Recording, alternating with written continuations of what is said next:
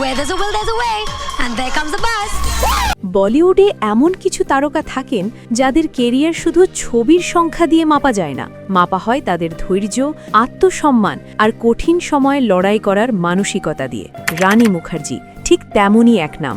আজ তিনি বলিউডের কুইন, কিন্তু এই সিংহাসন তিনি উপহার হিসেবে পাননি, বরং ৩ দশক ধরে তিল তিল করে গড়ে নিয়েছেন।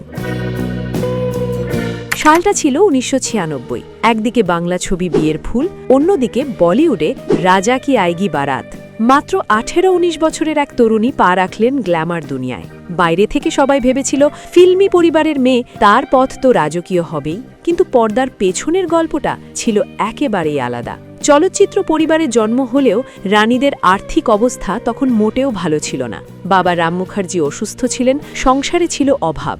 রানীর ভাষায় তিনি স্বেচ্ছায় নয়, বরং অনেকটা পরিস্থিতির চাপে পড়েই অভিনয়ে এসেছিলেন। মায়ের অনুরোধ ছিল যদি এই সুযোগটা কাজে লাগে তবে হয়তো পরিবারের দিনগুলো একটু বদলাবে। ঠাম্মা, এই একমাত্র চান্স। কিসের?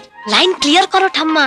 কিন্তু শুরুটা মোটেও সহজ ছিল না। কেরিয়ারের শুরুতেই রানী এক অদ্ভুত বাধার মুখে পড়লেন, তার কণ্ঠস্বর। সেই সময় মনে করা হতো নায়িকাদের গলা হতে হবে মিহি আর সুরেলা।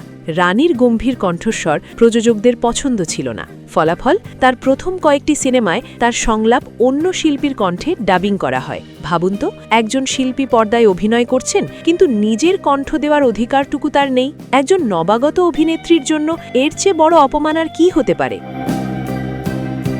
রানীর জীবনের মোড় ঘুরল ১৯৯৮ সালে। পরিচালক করণ জোহর তাকে ডাকলেন কুছ কুছ হোতা হ্যায় ছবির জন্য।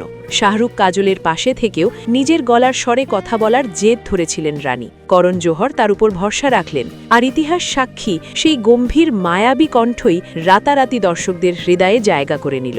রানী ফিরে পেলেন তার পরিচয়, তার কণ্ঠস্বর। এরপর আর পেছন ফিরে তাকাতে হয়নি।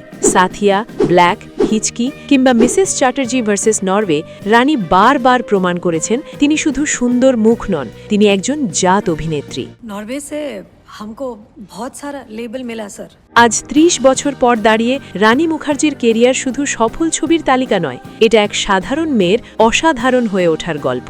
আর্থিক টানাপড়ন থেকে শুরু করে আত্মবিশ্বাসের সংকট, সবকিছু জয় করে তিনি আজ নিজের শর্তে ইন্ডাস্ট্রিতে টিকে আছেন। সময় বদলেছে, সিনেমা বদলেছে, কিন্তু রানী মুখার্জি রয়ে গেছেন স্বমহিমায়। ৩ দশক পরেও এটাই তার সবচেয়ে বড় জয়। রানী মুখার্জির কোন সিনেমাটি আপনার সবচেয়ে প্রিয়? কমেন্ট করে আমাদের জানাবেন।